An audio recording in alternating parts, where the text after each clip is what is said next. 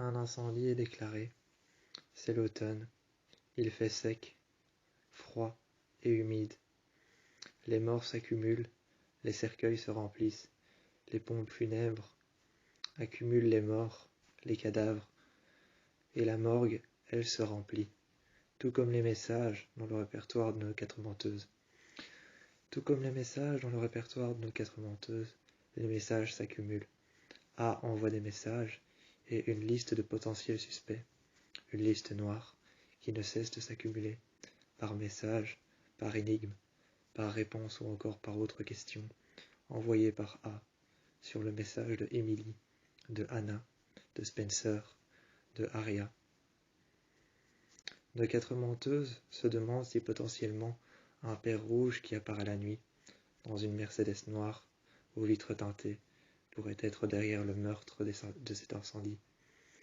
Rosewood n'est plus qu'un amas de cendres. L'automne est froide et silencieuse, tandis que nos quatre menteuses cherchent un fabricant de cercueils, une famille religieuse et croyante qui pourrait être encore vivant, une potentielle victime qui a créé un incendie, qui a brûlé une maison, et des morts à la morgue qui pourraient potentiellement être les morts et les victimes de cet incendie, tandis que les messages de A ne font que s'accumuler, jusqu'à ce que Aria, Anna et Emily, ainsi que Spencer, soient prises au piège dans une fabrique de ventilateurs, tout autour d'elles des machines à bois, pour pouvoir polir et poncer le bois. L'une des deux se fait kidnapper par un père rouge et posée sur une machine à bois. La scie se met en route toute seule, jusqu'à ce que Aria, Spencer et Emily arrivent à défaire Anna de la scie. Elle se relève et quelqu'un avec une capuche noire les observait. À peine avoir entendu le pas qu'il posa par terre pour courir et pour disparaître, nos menteuses le regardent et disparaissent avec une voiture noire. En même temps qu'elles prennent la voiture d'Emily, une voiture noire disparaît, une berline aux vitres teintées, une BMW. Sans aucun bruit, sans aucune hésitation, la voiture part, en un dérapage. De toute vitesse, elle n'arrive pas à percevoir un visage, juste un homme avec une capuche noire. Les filles se retrouvent prises au piège, dans cette maison qui a brûlé. Cette maison qui maintenant a été rénovée paraît être une prison, mais aussi pourrait être un jeu. Chaque pièce est différente. La salle de bain, la cuisine, le couloir, l'entrée et les chambres. Chaque pièce est différente et chaque pièce contient une règle, un jeu et a une sortie et une entrée. Les filles commencent le jeu tandis que Anna, elle est enfermée dans une salle de bain, doit trouver la sortie par laquelle elle est rentrée, doit trouver la règle du jeu, y jouer et se libérer. Aria, elle est dans le salon. Aria est dans le salon. Elle doit trouver la règle, elle doit trouver le jeu. Et pourquoi est-ce qu'elle est enfermée? Elle a vu sur toutes les autres pièces et peut entendre Anna, Emily, Spencer et Anna hurler de terreur et se retrouver toutes dans une maison qui a brûlé.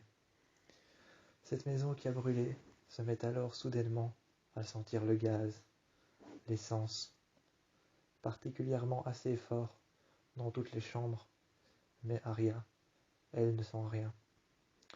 Aria, elle ne sent rien, même pas le gaz. C'est alors que ça sent la fumée. Ça sent le feu, le bois cramé, le bois brûlé. Elles sortent de la maison, et dehors, elles aperçoivent une personne allongée. Cette personne a l'air morte, sans vie. Elles s'approchent de la personne. Cette personne est encore en vie. Cette personne est encore en vie et tient bon à sa... Cette personne est encore en vie et tient bon à ses derniers espoirs pour demander à Anna, à Emily, à Spencer et à Aria de la ramener à l'intérieur. À l'intérieur, ça sent le gaz. À l'extérieur, le bois brûlé. Elles ne savent pas quoi faire sur l'instant. la laisser à l'extérieur pour la protéger, sortir de la maison, ou essayer de trouver d'où vient la fuite de gaz, et probablement même l'odeur de brûlé. La maison pourrait réexploser une deuxième fois. Prisonnier d'un jeu qu'elle doit finir, cette femme dehors, avec ses derniers espoirs, qui demande à Emily, à Anna, à Spencer et à Arya de la faire rentrer. Les filles hésitent à tout moment de la faire rentrer, jusqu'à ce que se présente à eux et à cette fille dehors un cadavre en plastique. C'était une recomposition exacte d'un cadavre en plastique. Cette femme qui demandait à rentrer n'était qu'un piège pour les faire rentrer, elles, et trouver d'où vient la fuite de gaz. Elles sortent juste au moment où la maison se met à réexploser une deuxième fois, et en trouvent la sortie. Le jeu est fini, et les règles n'ont pas été abouties. Le lendemain, elles reçoivent des messages de A. Vous n'avez pas fini le jeu.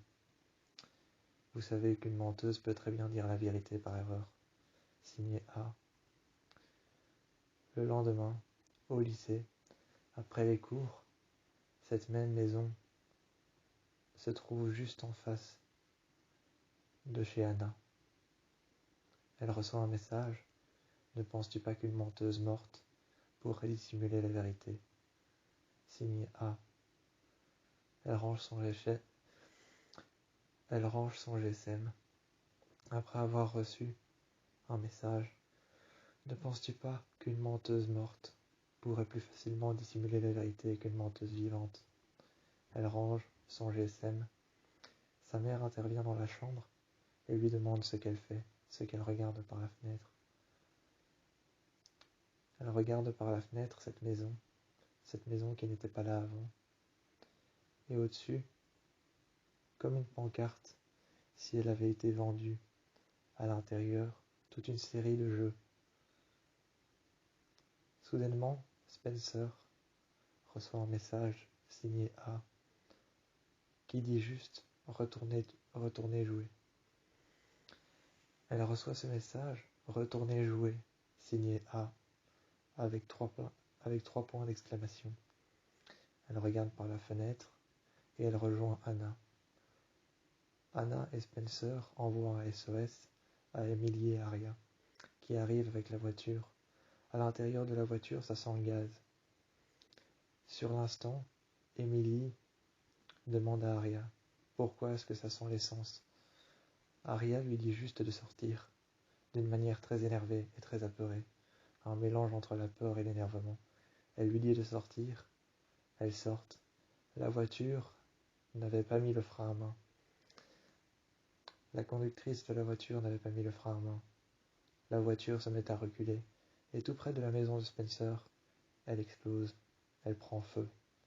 Une petite explosion, un bruit sourd, et un homme les regardait. Emily reçoit alors un SOS de Spencer. En passant par un pont, elle se rend alors chez Spencer, qui est à Ravenswood. Elle se rend chez Spencer, qui est à Ravenswood, avec Caleb. En passant par un pont, Emily se fait arrêter, se fait contrôler, et au travers des policiers, elle peut apercevoir un homme avec une capuche noire. Arrivé à Ravenswood, un homme avec une capuche noire les suit. Ne dit rien, mais les suit. Emily, Caleb et Spencer se sentent suivis. Un homme à capuche noire et une femme dans une grande robe noire avec un masque qu'elle tient à la main. Le signe noir, et peut-être possiblement A, les suivent. Elles se mettent alors à marcher de plus en plus vite, et dans le cimetière, un costume de bal masqué, des robes de différentes couleurs, des masques de différentes tailles, de différents gabarits, des masques de différents gabarits, de différentes matières, dessinés de matières différentes, dessinés de manière artistique différente. Dans un bal masqué, dans le cimetière de Ravenswood, elles essayent pertinemment de trouver un endroit. En dessous d'une tombe, Emily aperçoit qu'il y a un passage. Elle passe en dessous de cette tombe et en dessous de la pierre tombale, qui visiblement en était une fausse, elle trouve un enregistrement, une vidéo, ainsi que des listes de suspects, et toute une liste noire, avec des noms cochés, et de multiples fois le nom Allison, entre les lignes. Derrière, un énigme, disant qu'une tombe n'en est pas une, mais qu'une menteuse en est une. Qu'il est toujours préférable qu'une amie soit morte pour garder la vérité. Elles sont prisonnières lors d'un train. Plus tard, elles sont prisonnières d'un train. Le jeu a bougé, s'est mis dans un train, qui s'est mis à rouler. Durant la direction du train sur le pont, il y a un jeu qui commence, jusqu'à ce qu'il s'arrête au beau milieu d'un pont, juste en dessous d'une grande rivière, massive, dont on pouvait à peine en voir l'horizon. Le train s'arrête sur un périph', un pont énorme. Le chauffeur éteint les lumières et un jeu commence à l'intérieur du train. Les filles frappent les parois pour pouvoir sortir et crient et hurlent. Un homme avec un manteau noir se présente à elles, retire son masque, et c'est alors que derrière ce manteau noir se trouve un homme avec un masque, avec une capuche noire. Il enlève son manteau, le jette par terre, essaye d'attraper l'une des filles. Spencer se retrouve à terre, Anna, Emily et Aria la soulèvent, et dans le train, un jeu commence. Différents endroits. La maison des Mérines, la maison des Hastings, un entrepôt, Radley, et plusieurs victimes. Lucas, Caleb, Toby, ainsi que Mona, apparaissent sur un écran. Elle doit choisir un endroit, une victime et une arme, un couteau, un fusil, un manche électrique, et créer un scénario qui par la suite A va essayer de produire. Les filles vont tout faire pour essayer de l'arrêter, mais seulement prisonnières d'un train. Elles ne savent que frapper sur les parois, regarder l'horizon de cette grande rivière et essayer pertinemment de trouver un moyen de sortir. Elles sont prisonnières d'un train, pendant que A se sert d'elles pour pouvoir créer des crimes et tuer de potentielles personnes qu'elle pourrait connaître. Mona, Caleb, Lucas et toutes les autres, peut-être même le frère de Aria, Mike, peut-être même leur famille. Elles sont prisonnières d'un train, sur un périph', un énorme pont qui submerge une rivière énorme dont on ne peut en voir les rives et l'horizon.